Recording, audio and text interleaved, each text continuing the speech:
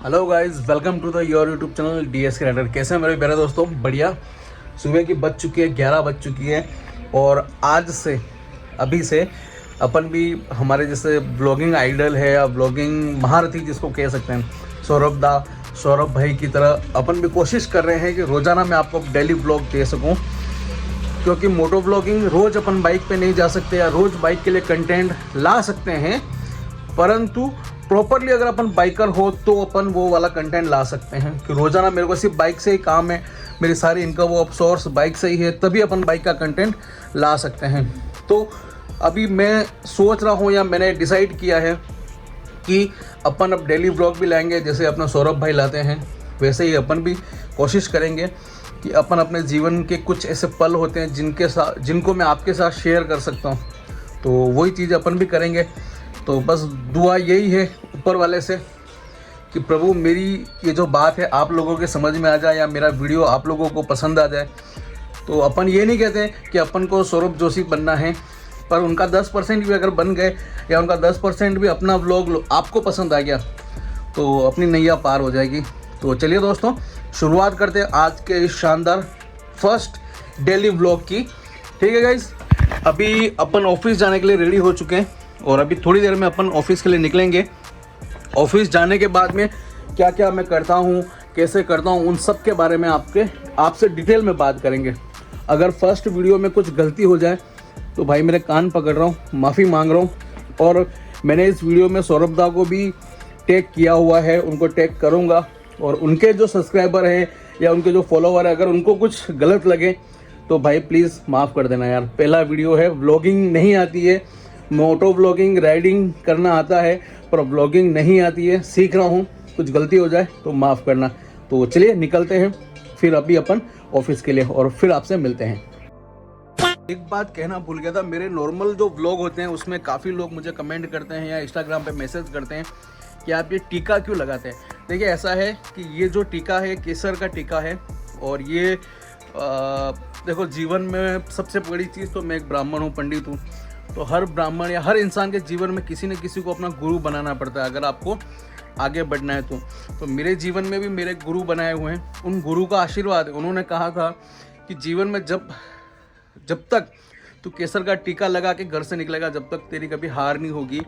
और वास्तव में बात सच साबित हुई है। मैं जब से ये केसर का टीका लगाने लगा हूँ, लास्ट 5 साल से मैं लगाने लगा हूँ। लास्ट 5 साल के आप मेरे फ़ोटो देख सकते हैं इंस्टाग्राम पे, आईडी नीचे आ रही है, तो हर फोटोग्राफ में टीका मेरे लगा हुआ होता है। सुबह जब मैं ऑफिस के लिए निकलता हूँ तब इसको लगाता हूँ, तो शाम को जब ऑफिस से आ जाता हूँ या कहीं से भी आ जाता हूँ उसके बाद लास्ट में अब घर में घुसना, अब वापस बाहर नहीं निकलना है, तब मैं मुँह धोता हूँ, उस समय टीका धुलता है। बाकी अपने टीका हमेशा केसर का टीका लगा हुआ रहता है। तो यही अपना राज है, अपनी सफलता का है, जो भी कहें, या गुरु का आशीर्वाद है, इसलिए मैं टीका लगा के रखता हूँ।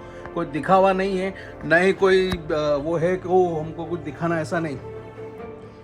कितने भी मॉडर्न हो जाएं पर हम हमारी संस्कृति को और हमारी सभ्यता को नहीं छोड़ सकते, और हमारी सभ्यता में टीका लगाना बहुत शुभ माना जाता है। देखिए गाइस, ये होता है मेरा केसर, इसका ऊपर का टूट गया है, बाकी इसमें केसर डली हुई होती है और इसी में से मैं केसर गोट के अपने सर पे लगाता हूँ। ये मार्बल का होता है, इसी में केसर डली हुई होती है, इसमें केसर घोटता हूँ और सर पे लगाता हूँ। आप सबसे भी कहूँगा, अगर आप भी अगर अपने घर में हैं और किसी व्यापार पे जाते हैं या पढ़ने जाते हैं, स्कूल जाते हैं, कॉलेज जाते हैं या बिजनेस करने जाते हैं, जॉब करने जाते हैं, तो केसर का टीका लगा के अगर आप जाते हैं तो वास्तव में आपको एक चमत्कारिक प्रभाव देखने मिलेगा। लोग आपकी ओर ज़्यादा आकर्षित होंगे या ज़्यादा आपको अच्छे से ट्रीट करेंगे। तिलक बहुत मायने रखता है अपने जीवन के लिए, तो आप भी लगाइए। हेलो गाइस, फाइनली अपन ऑफिस आ गए हैं। ऑफिस आने के बाद सुबह जो नित्य आयामी काम होते हैं वो सारे काम निपटाने पड़ते हैं। बताता हूँ मैं आपको सुबह सुबह क्या क्या काम होता है एक ऑफिस में। जैसे देखिए, बड़े मल्टीनेशनल ऑफिस होते हैं उसमें तो अलग चीज़ होती है, पर हमारे जैसे छोटे ऑफिस, टेबल को पूरा क्लीन करना होता है, साफ़ करने के बाद में इधर सोफ़ा है उसको व्यवस्थित करना होता है, और उसके बाद में फिर बैठते हैं चेयर पे। रोज़ाना की तरह सबसे पहले आके डायरी लिखनी होती है कि ये एक अच्छी बात होती है डायरी लिखना। देखिए ज़िंदगी में सभी को अपनी एक पर्सनल डायरी हमेशा होनी चाहिए। बिजनेसमैन है या नौकरी वाले हैं या स्टूडेंट है, कोई भी है, ये सबसे बड़ी चीज़ है। मैंने भी ये सीख मेरे बड़े भैया से ली है। मेरे बड़े भैया टीचर हैं, गवर्नमेंट टीचर हैं, वो जब कॉलेज में पढ़ते थे तब से हमेशा से डायरी मेंटेन करते थे। उनके 1 रुपये का भी अगर वो कुछ खरीदते थे या कोई भी काम करते थे तो उसको डायरी में एंट्री करते थे। जब मैंने मेरा ऑफिस स्टार्ट किया, मैंने इससे पहले 3 ऑफिस और खोले हैं और तीनों फेल हो चुके क्योंकि सही बिजनेस आइडिया नहीं थे दिमाग में और सही ये क्या गाइडेंस नहीं था। ठीक है, बिजनेस खोलने के लिए सबसे बड़ी चीज़ क्या होता है पता है? पूंजी, जिसको बोलते हैं पैसा। कोई भी आप व्यापार स्टार्ट करते हैं तो उसमें सबसे बड़ी चीज़ क्या होती है? पैसा होता है।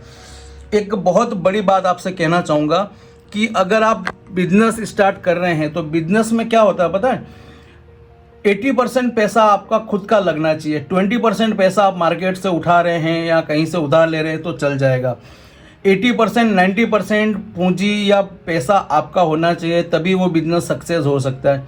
इससे पहले मैंने 3 बार ऑफिस खोले थे, अलग अलग व्यापारिक अलग अलग काम करने के लिए। एक बार एजुकेशन का किया, 2 बार मैंने फाइनेंस के काम करने के लिए स्टार्ट किए, कुछ बैंकों के DSA लिए, पर उनमें इनकम तो होती थी मेरी, बहुत ज़्यादा इनकम होती थी।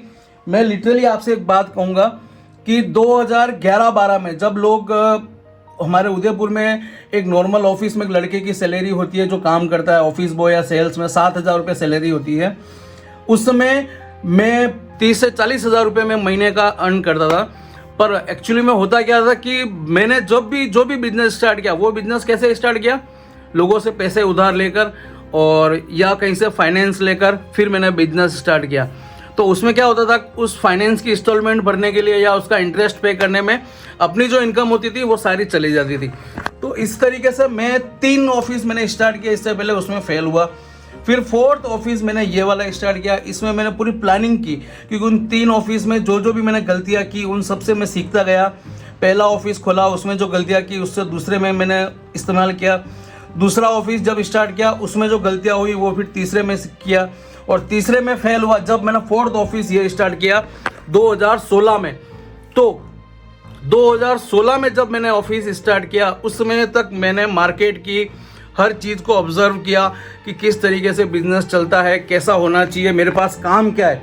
सबसे पहले बिजनेस ऑफिस खोलने से कुछ नहीं होता, मेरे पास वर्क क्या है। मैंने मेरे वर्क को स्टार्ट किया, कम से कम 6 महीने तक मैंने मेरा वर्क किया। ऑफिस लिया था तो ऑफिस में मेरे पास टेबल कुर्सी फर्नीचर वगैरह कुछ भी नहीं था। 6 महीने हमने नीचे बैठ कर दरी पे काम किया।